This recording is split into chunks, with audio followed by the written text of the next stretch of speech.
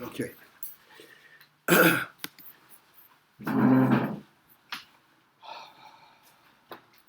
We will start on page Kuf Nun Zayin, the second line. Let me use with the word nefesh. And the reason we're starting early, clearly we are backpedaling a bit. It is due to the fact that I realized that perhaps the principle of Kabbalah Sei Malchus Shamayim needs a broader introduction so that we can actually find it in ourselves and recognize, yes, indeed, what we're talking about is realistic. May not be a very great dedication level, but nonetheless, the principle of it is real. For that, we need a bit of an introduction. The reason we need introduction, even though we're saying we're talking about something which is a primary realization or human realization,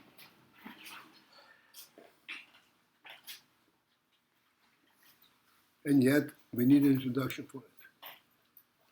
Because we function with all our functioning qualities. Maybe functioning in total oblivion. Oblivion means not being realizing what it is that is affecting our function.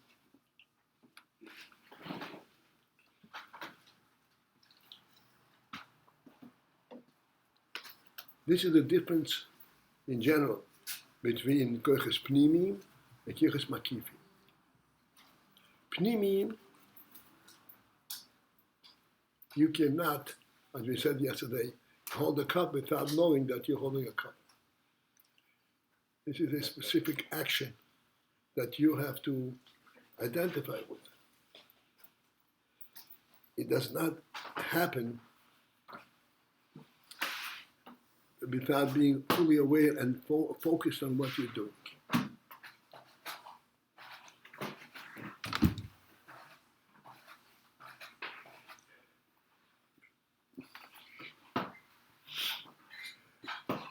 But then there is koiches makifim.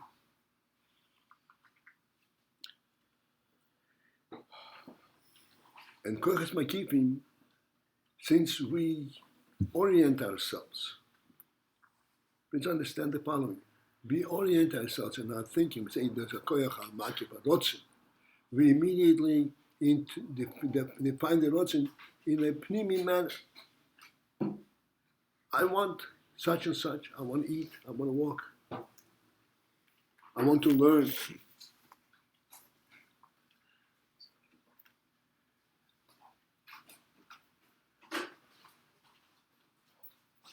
We do not realize, without being alerted to it, that in fact we're relating to something that we have no identity of.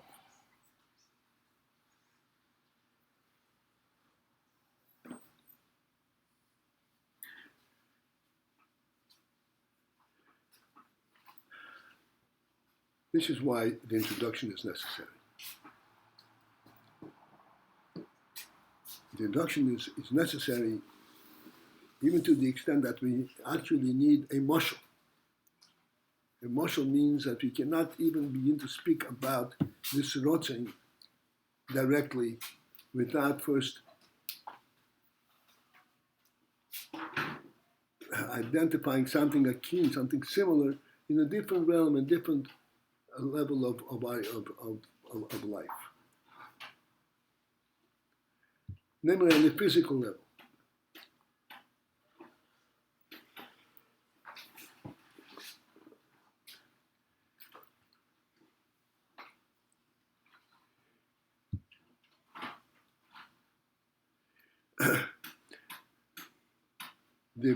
The makif aspect in our lives, which is an imperative A person cannot function without the makif aspect.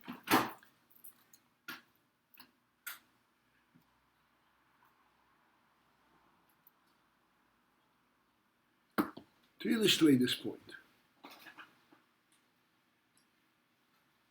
the makif is the general orientation that everything that I do, small or big, there is an aspect that embraces it, that is superior to the action itself completely.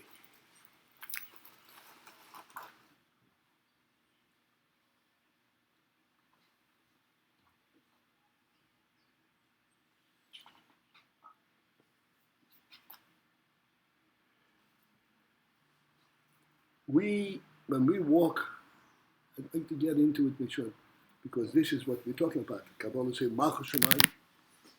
When we walk, be cognizant of the fact that we are covering ground on the earth, step by step. I'm walking from place A to place B.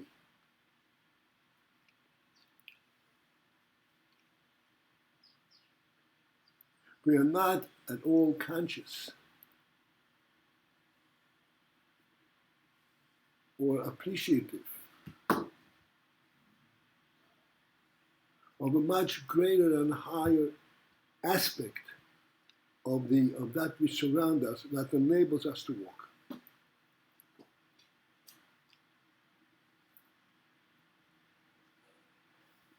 And this enabling, I'll discuss it, this enabling is that which brings chayas, brings enthusiasm,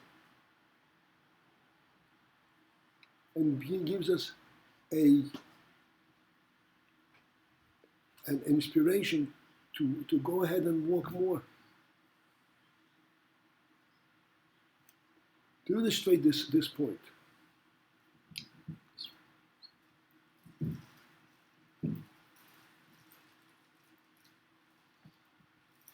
a person normally is oriented in his relationship to the entire open space around him.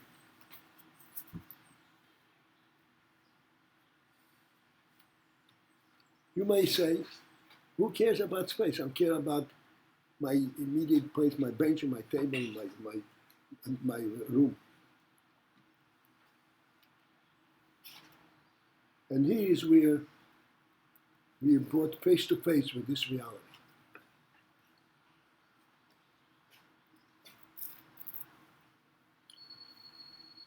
We cannot even project, normally a person cannot even orient, cannot even imagine what it means to be in jail, be in prison. Rahman al-Islam, it's one of the deepest sufferings.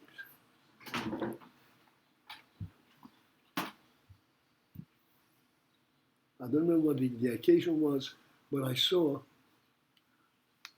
a picture or something like that of a prison where the prisoners are peeping out from behind the grates of the window. They're climbing up on some kind of a stool, something that enables them to climb up to the window. The window is higher than that normal window. They climb up just to take a peek outside. What do they want to gain from this peek?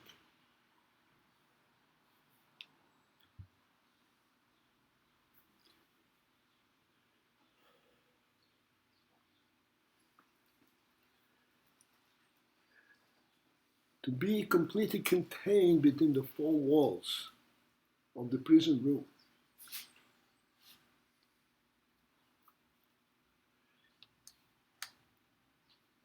is impossible for a person to accept, to tolerate.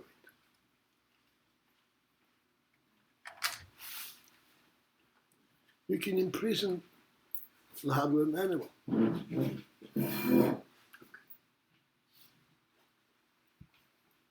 But you You cannot treat a human being that way. The reason you cannot treat a human being that way is, here's a big point. We have what you call as pnimim, seichel and midas.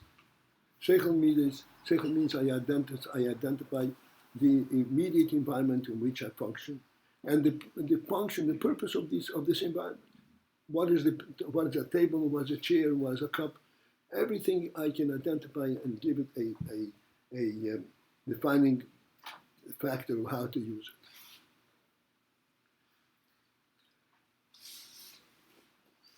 But this seichel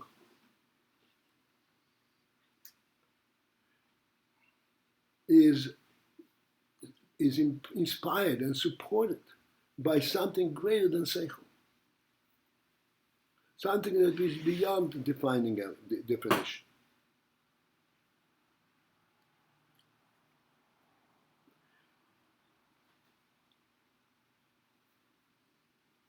This seichel is inspired and given cognizance and given a sense of reality by ratzon and AYIN.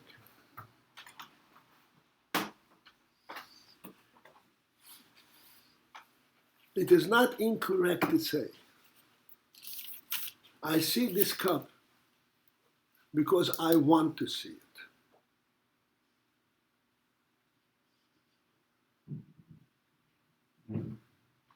And this cup is real to me because I want it to be real. So you right away say, what do I want? I can feel it in my hand. I see it. I can't ignore it.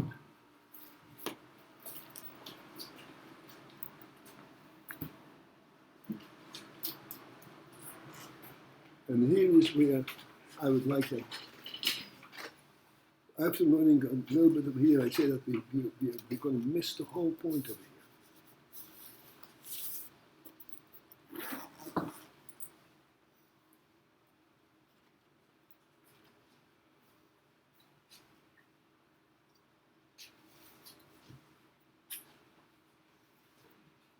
This is the primary and fundamental difference between the human being and all other creatures in the world.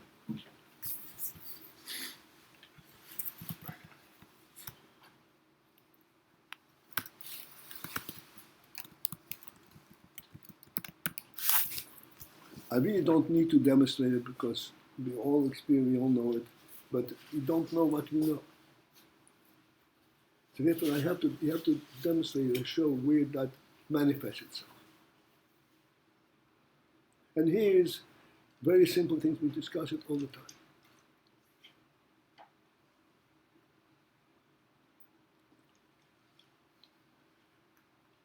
It makes a big difference to the human being when he eats his breakfast.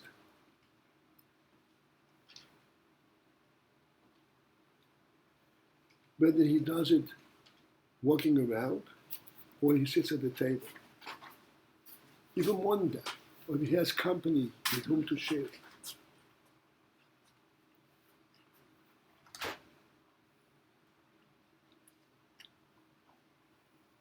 And even more than that, he can actually, at the same time, appreciate the dawn, the morning, the beauty of a sunrise.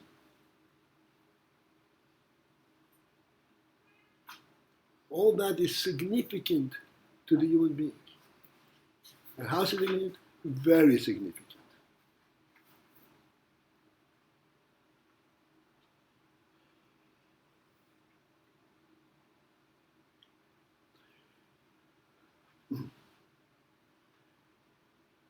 Because the human being, in its primary means fundamental sense of orientation,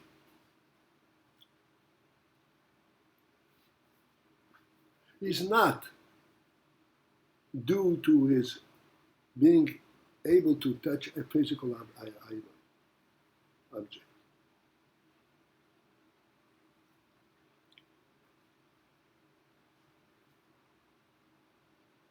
There's a cup, there's water in the cup, and no one knows what to do. This is not the fundamental orientation of his reality.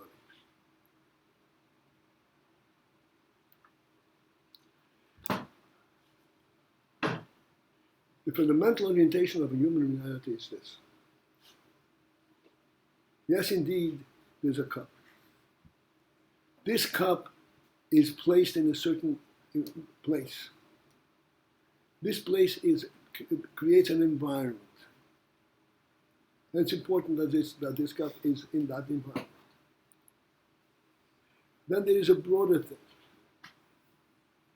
This environment is not a default result. In other words, I create a little space to put the cup down. Like I create a little space and put it down. No, the environment is that this cup belongs there. The environment embraces it, allows it to be there, says, yes, here's where you put it down.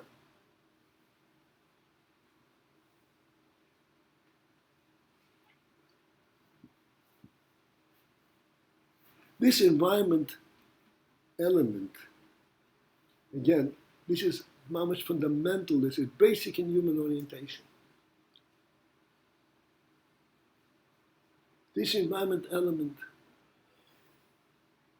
connects and brings out in the human thought the overall reality of his presence, of the presence of the world. The world is present not because it forces itself upon my eyes and my ears. It is present because it has to be there. There's a creator to it. Its existence precedes the fact that I can identify it.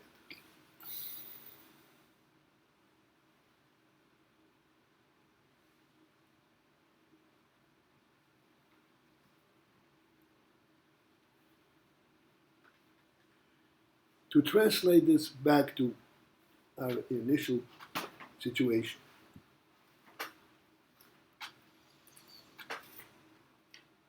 the table, or maybe the room, the table is that which justifies the placing of a cup. If you place a cup on the floor, sometimes we said that you can place a cup on a windowsill. But that's not where it belongs. That's only a momentary solution to the fact that I can't hold the cup indefinitely, I have to put it down. But the human being does not function in that sense of orientation, that practically I have to have this, I practically have to have this. He is not limited to the practical requirement. His place in the world is preordained, pre-planned for him. And everything that he will need in his function is already pre-enabled.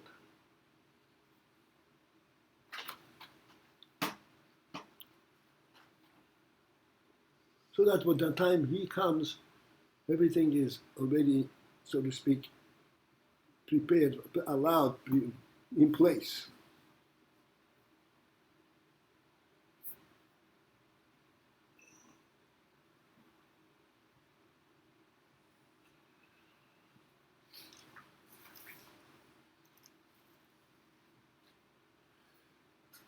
This requirement, and it is literally a requirement,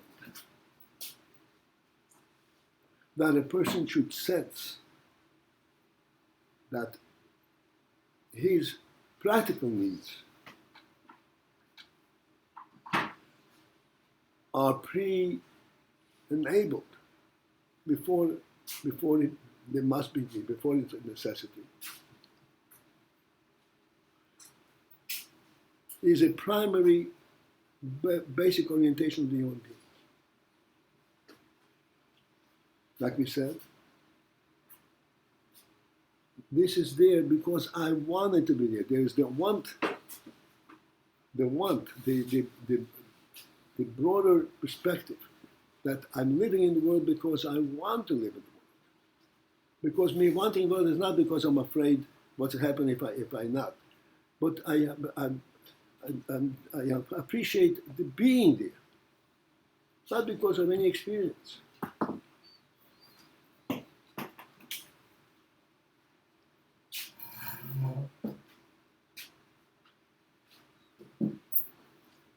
But because my definition of existence is not due to the fact that this forces that I can feel and I can touch it, and therefore I know something exists. My definition of existence is a much broader and higher level than anything that is tangible. As a matter of fact, the tangible object needs, so to speak, justification for being. The real existence is that which is higher than tangible.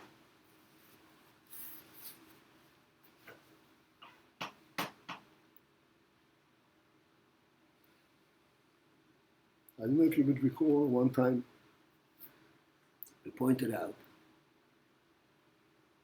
that a person opens his eyes and is able to observe the entire horizon, is able to see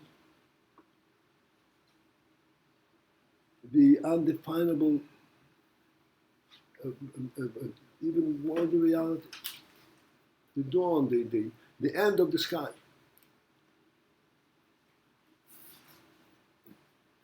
This is not a vision that takes him out of his reality.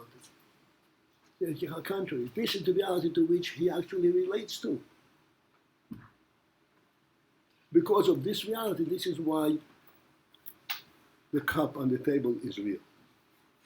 Makes sense to me.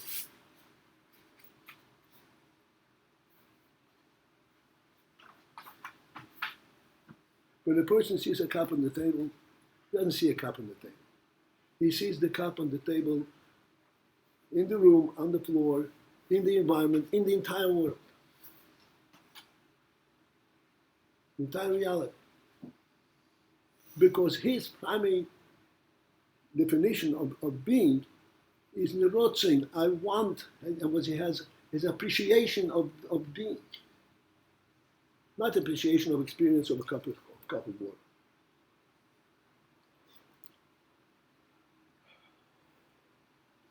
He has a neshama level appreciation. Neshama level is not an experience. Neshama is a divine reality.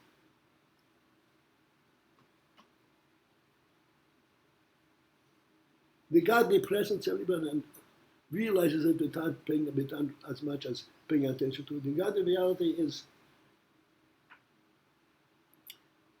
just plain real. It doesn't have to come into being.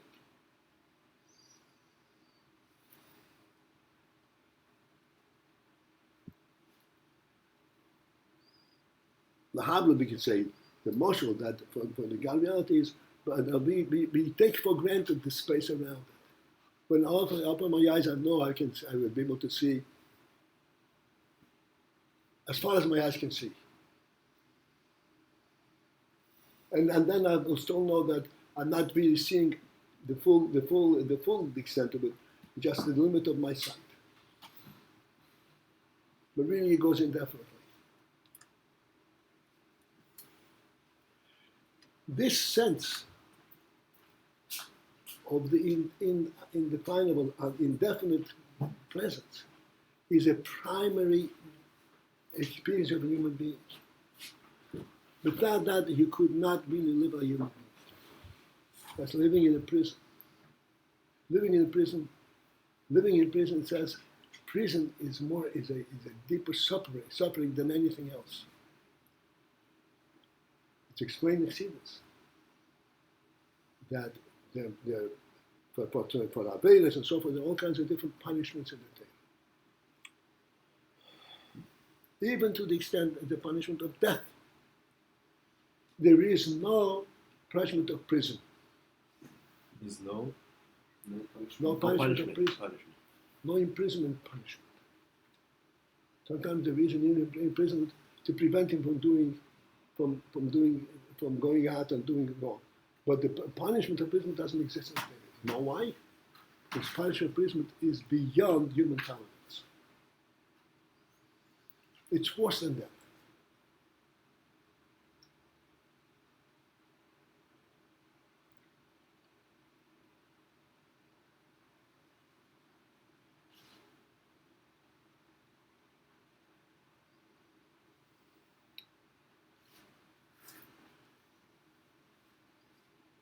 Again, what's the point?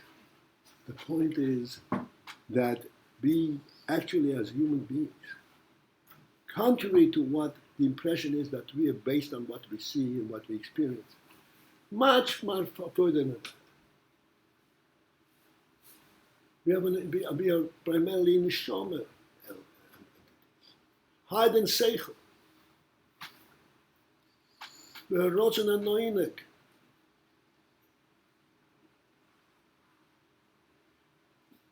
Ratzon means I want it because it's bigger than anything I can limit.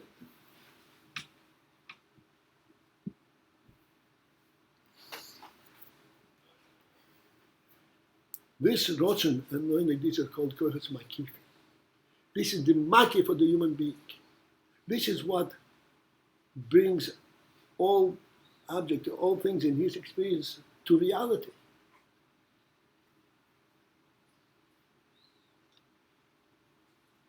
Anything that encounters, whether it is physical or even seichel and emotional, all that, is all buttresses, all giving reality. Oh yeah, this is part of the big reality.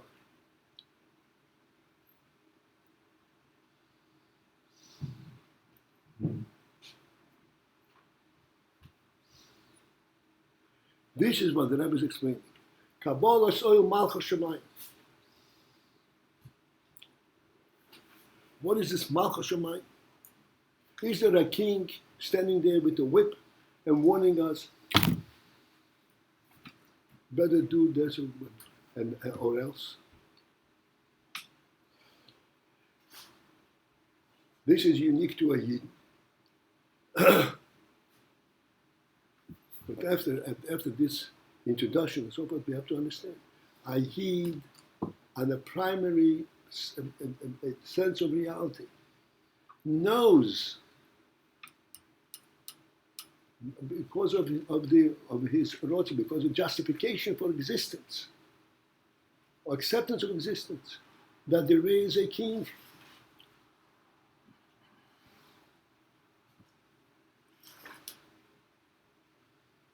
And a king, this is something which is completely superior to any worldly level of definition.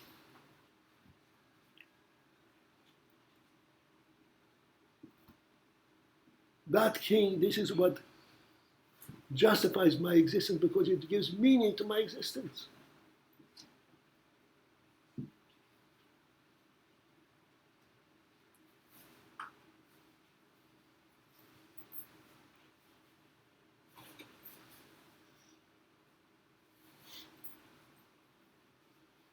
This sense, this cognizance, that in fact the reality is the presence of the king, this then enables or conjures up and inspires a person to say, oh yeah, I want to be in the environment and in the service of this king.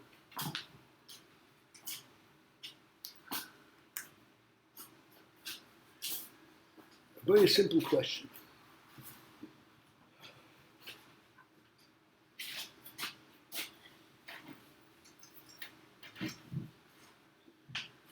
A question, so to speak, in your face. We live in a city environment which inevitably puts certain limits, certain requirements, demands. You can only walk on the sidewalk and not on the street. You cannot walk to somebody's property,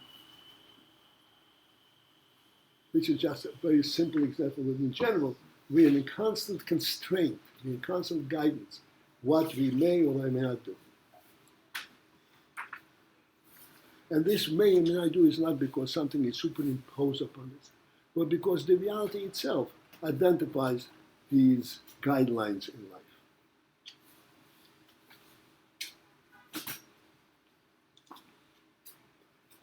These guidelines, one could say, are things which are imposing a limit on a person. The question that I'm posing is, would you prefer to be living outside of these guidelines? Would you prefer to live in a jungle, open field? You can go into anything you want.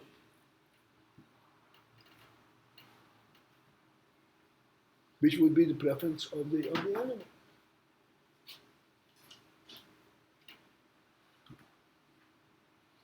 No way the person would not choose that.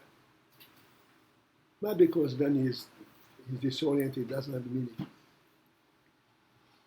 But because his whole existence would lose its justification for existence. Justification of a human being is that, yes, there is a platform where he can function, where he can contribute and build it up. When he was first initially created, the Rebbe gave the world to Adam and Isha. It's yours, your world. So Adam said, okay, very good. Let me go and chase around my tail. That wasn't his reaction. Okay, let's establish a community here.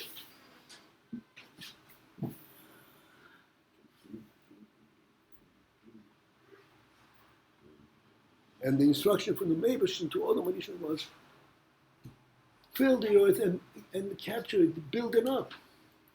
Who wants to labor? I want to be a freebie. Not so. Not because he doesn't want to be free, but because he can, at the fundamental level, he appreciates the value of things rather than the unrestrained physical being.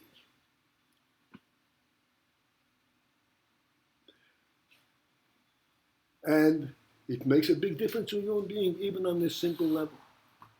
As you pointed out many times. If you have a guest in your home for breakfast, and you're serving breakfast, and he says, good breakfast, let me pack it up, I'll go and eat it in my kitchen. You say, hey, what kind of human being is this? He doesn't have the sense of the real meaning of what it means to eat in company. He's like an animal. He's focused on the food rather than the circumstance under which the food is being served.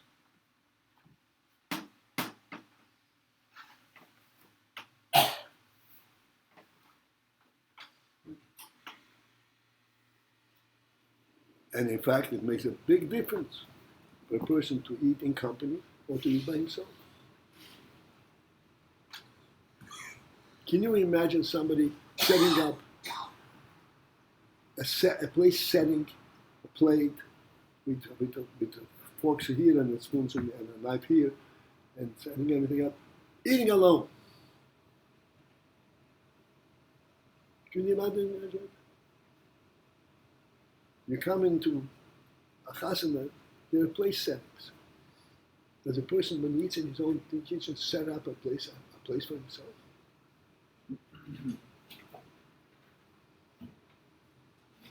Doesn't have that whole idea at all. Because that doesn't exist on the eating level, but exists on the human experience level.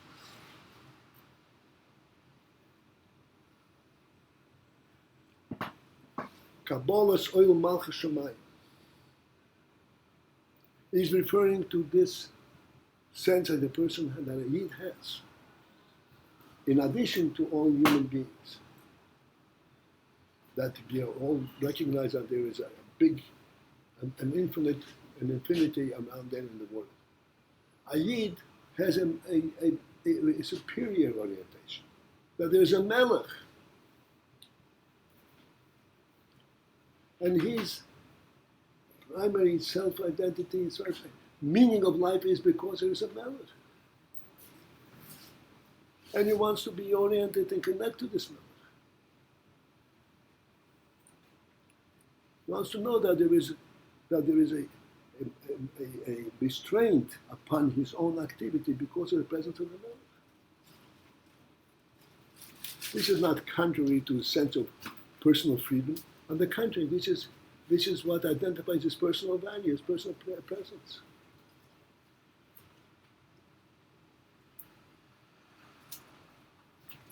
This is what we're talking about. Kabbalah is saying, Malchus Shemayim. There's a ratzon in it, Kabbalah's oil. Taking up a yoke. This yoke,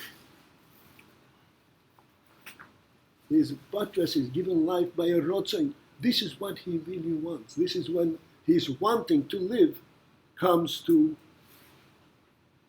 focus. Now it makes sense to me.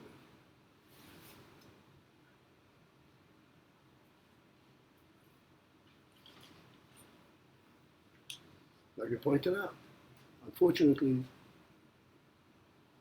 those who suffer imprisonment, they climb up, however they climb up, to look through the window gates, to be able to say, oh yeah, there's a big world out there. The world doesn't end at these walls. That one moment is what gives them a sense of reality. It is common in prison, people who are in prisons for durations of time, that even once a day or whatever the period, they're taken out for a walk. They can walk in their room, they're taken out outside. This walk outside restores them their sense of their humanity.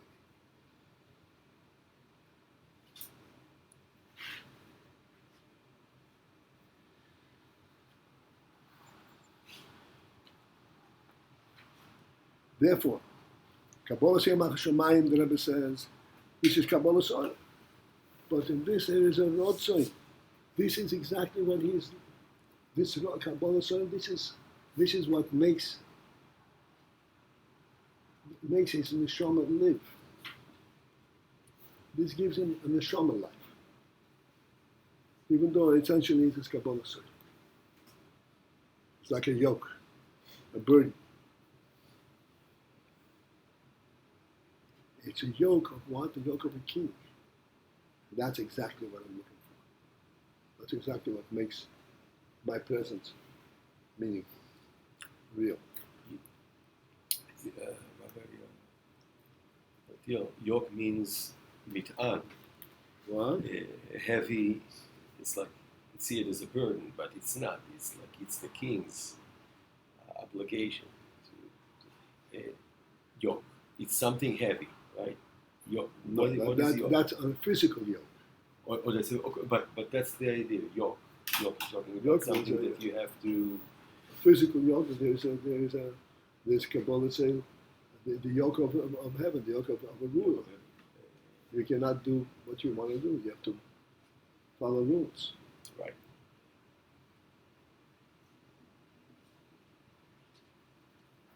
And this is what the Rebbe is explaining. Yes, indeed, it is Kabbalah saying Malchus Shemayim. Only Kabbalah saying. But this Kabbalah saying is actually maintained and given present with the ratzon and nefesh, that this is the type of, this is the type of relationship to the king that he is seeking to.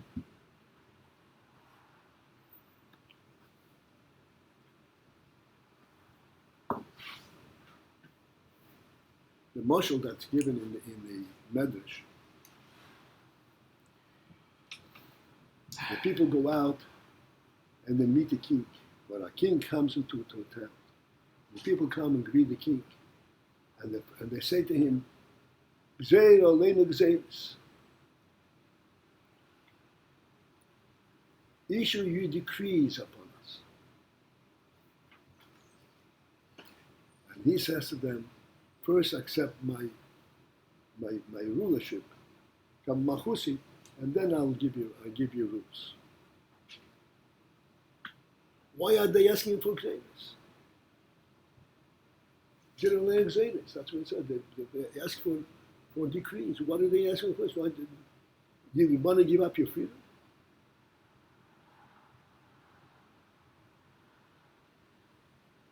The answer is that for a human being to live without any demarcation lines, without any sense of format of life, it's not life.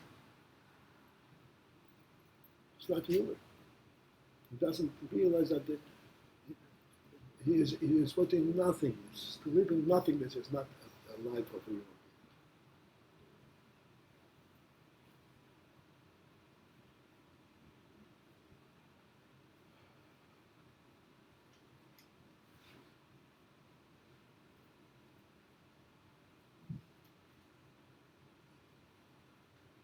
There were rules without first accepting the kingship. That's what that would be. It would be like the rules without accepting kingship is the translation of kingship as it is identified from the king, from the worldly. So the king says it's impossible to give you rules if there is no king. It's not going to hold. It's not going to work. Notice, we have rules, traffic rules. If not for the policeman who is watching you, would you obey traffic rules? Would you stop at every stop? Or even red light? cameras, red light camera. Cameras is over the police. It's exactly the same. If there's nothing enforcing it, there is no governmental supervision, it doesn't exist.